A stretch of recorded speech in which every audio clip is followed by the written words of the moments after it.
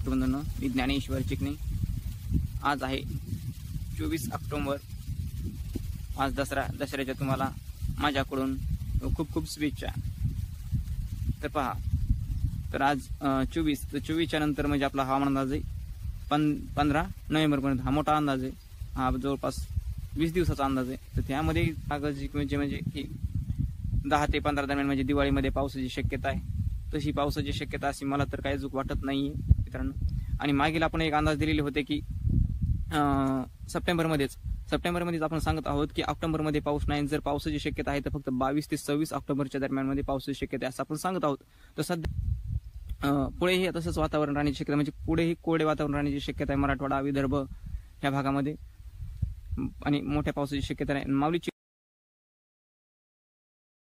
असा मी हवामान अंदाज दिलेलाच होता की जो 3-4 दिवसापूर्वी आपल्याला राज्यामध्ये 21 पासून पावसाला सुरुवात होण्याची शक्यता आहे, असं आपण वातावरणामध्ये बदल होईल हा आपण हवामान अंदाज दिलेला होता। आणि आता हे परत एक मी हवामान अंदाज देत आहे। तर आज पावसाला पूर्व विदर्भ मराठवाड्याच्या पूर्व भागामध्ये पावसाला सुरुवात झालेली दिसून येण्याची शक्यता आहे, झालेली पण आहे। तुम्ही माझ्या पाठीमागे पाहत असाल तर माझ्या पाठीमागे म्हणजेच जालना, हिंगोली ह्या भागामध्ये पावसाचे वातावरण दिसून येत आहे। पण म्हणजे एकदम दूरचा भाग आहे हा, पण एक तसं आबाळ जो आपल्याला जो पाऊस असतो की तुम्हाला एक सांगतो, आपल्याला जवळपास डोळ्यांनी 100 किलोमीटर पर्यंत आपल्याला पावसाचे वातावरण दिसू शकते। उद्या पण इथे पावसाची शक्यता राहणार आहे, 3 दिवस पावसाची शक्यता ह्या भागामध्ये। अंदाज द्यायचा की आपला जो परतीचा प्रवास आहे मान्सूनचा, तर मी तुम्हाला ह्याच्या अगोदरच एक अंदाज दिलेला होता की मान्सूनचा परतीचा प्रवास वेळेवरच्या वर्षी सुरू होण्याची शक्यता हा 26 तारखेपासून आपल्याला मान्सूनचा परतीचा प्रवास सुरू होण्याची शक्यता आहे मित्रांनो। आणि माऊली चिकणी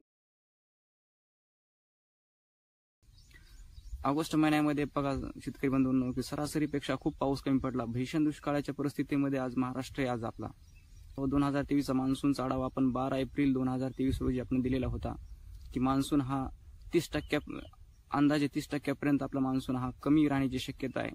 शेतकरी बंधूंनी जास्त क्षेत्रावर सोयाबीन पेरणी म्हणजे पाण्याअभावी सोयाबीनचे नुकसान होऊ शकते, आपण असं एक स्पष्टपणे व्हॉट्सअप ग्रुपमध्ये आपण एक पाठवलेला होता की सोयाबीन हा जे आहे कुठलेही पीक असेल तर पीक हा जे कमी मान्सून जर असेल, कमी पाऊसमान असेल तर तिथं पिकाची जी विशेषता म्हणजे नुकसान होतेच।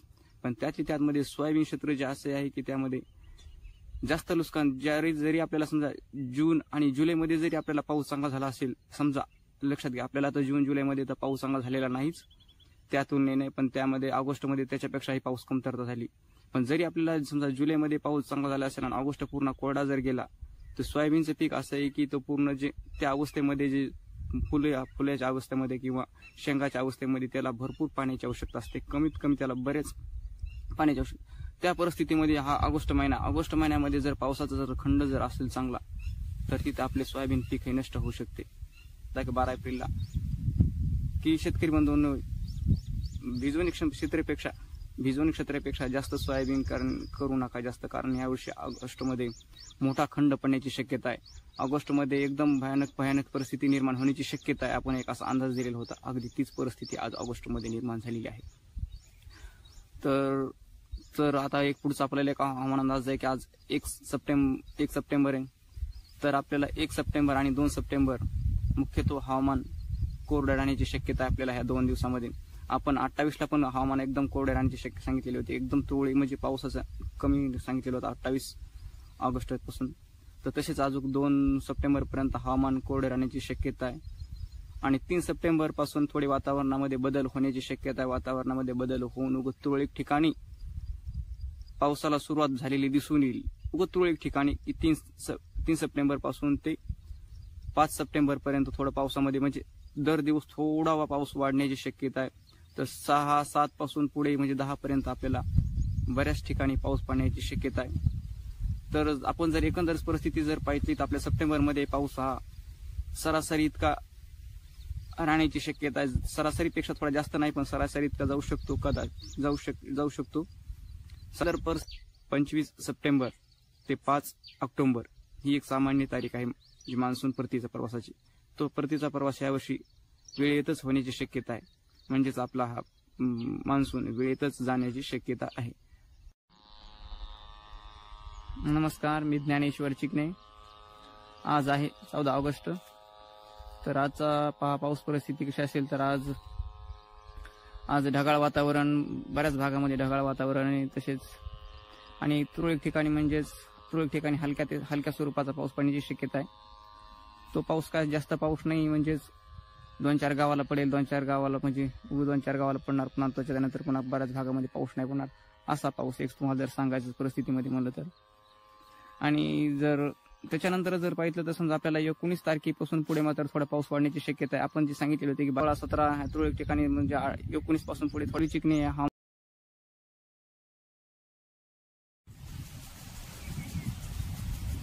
नमस्कार शेतकरी बंधूंनो, मी ज्ञानेश्वर चिकणे.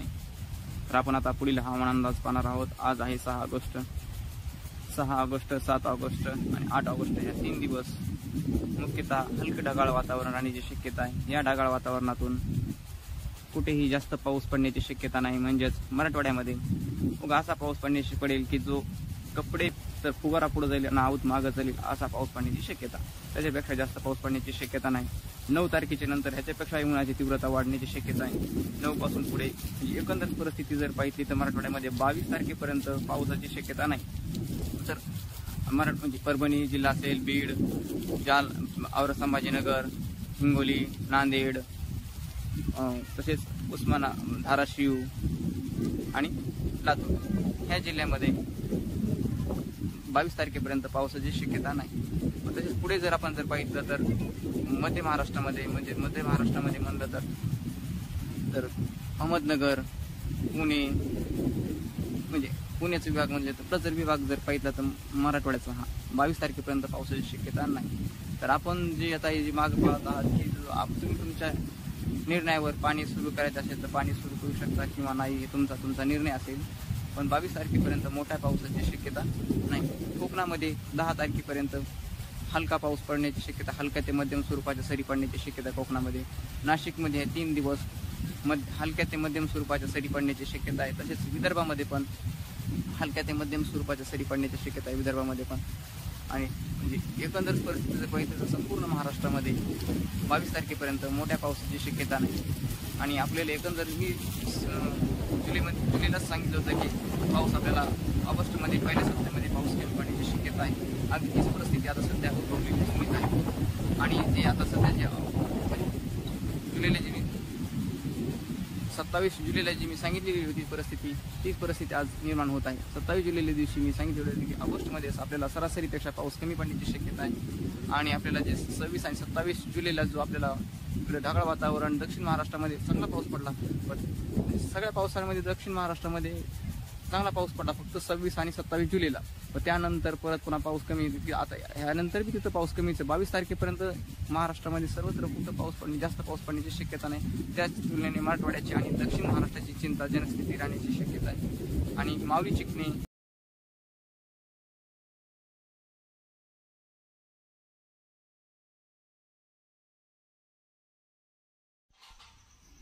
नमस्कार, मी ज्ञानेश्वर चिकणे. तर आपण आता पुढील हवामान अंदाज पाहू. आज आहे 22 ऑगस्ट 2023. तर आपला हवामान अंदाज हा 30 ऑगस्ट पर्यंतचा हवामान अंदाज आहे. तर सध्या जर आपल्या राज्यामध्ये म्हणलं तर सध्या बिकट स्थितीमध्ये शेतकरी आहेत. पावसाचे प्रमाण जे ऑगस्टमध्ये सरासरीपेक्षा खूप कमी आहे. जे की आपल्याला जर दक्षिण महाराष्ट्र असेल, दक्षिण महाराष्ट्रामध्ये खूप परिस्थिती बिकट होत चाललेली आहे. तिथे पण आज 30 तारखेपर्यंत मोठ्या पावसाची शक्यता नाही.